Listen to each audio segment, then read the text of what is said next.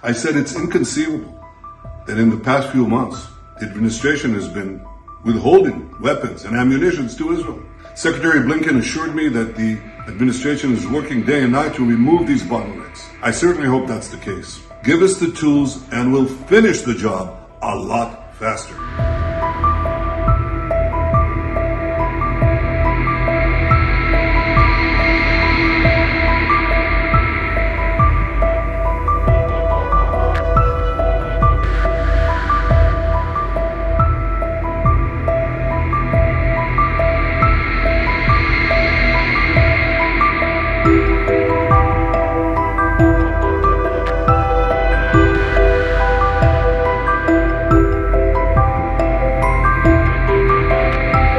Secretary Blinken was recently here in Israel.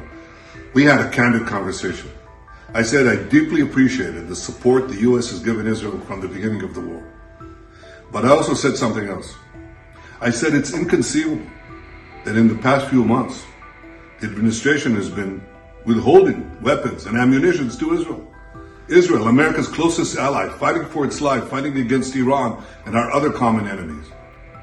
Secretary Blinken assured me that the administration is working day and night to remove these bottlenecks. I certainly hope that's the case. It should be the case. During World War II, Churchill told the United States, "Give us the tools, we'll do the job." And I say, give us the tools and we'll finish the job a lot faster.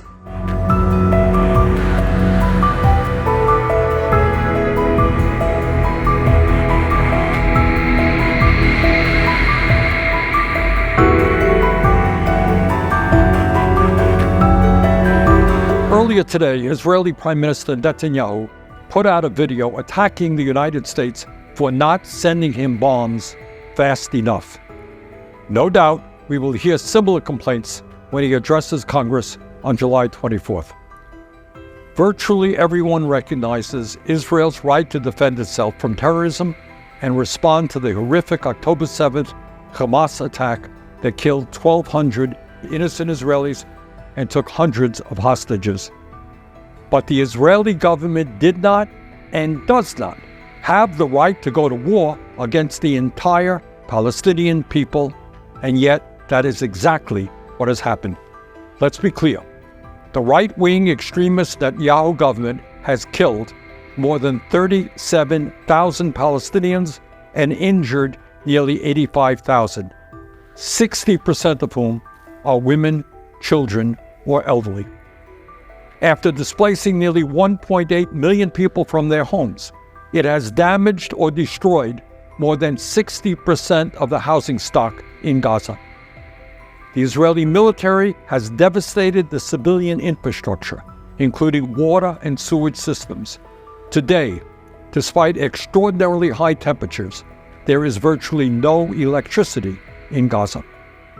The healthcare system there has been decimated, with 19 hospitals knocked out of service and more than 400 healthcare workers killed. The educational system has also been devastated. 88% of all school buildings have sustained damage, and all 12 of Gaza's universities have been bombed, leaving 625,000 students with no access to education. According to humanitarian organizations, hundreds of thousands of people face possible famine right now. Already, more than 8,000 children under 5 have been diagnosed with acute malnutrition, the result of the Netanyahu government's restriction on humanitarian aid. Given all of this, it is easy to understand why Netanyahu is credibly accused of war crimes by the International Criminal Court and the United Nations. He is beholden to extreme racists in Israel and has devoted his entire career to undermining the prospects for a two-state solution and lasting peace in the region. Let me conclude by saying that it is absurd that Netanyahu has been invited to address Congress. We should not be honoring people who use the starvation of children as a weapon of war. Instead, the United States should be withholding all offensive military aid to Israel and using our leverage to demand an end to this war. unfettered flow of humanitarian aid to Gaza, a stop to the killing of Palestinians in the West Bank, and initial steps towards a two-state solution.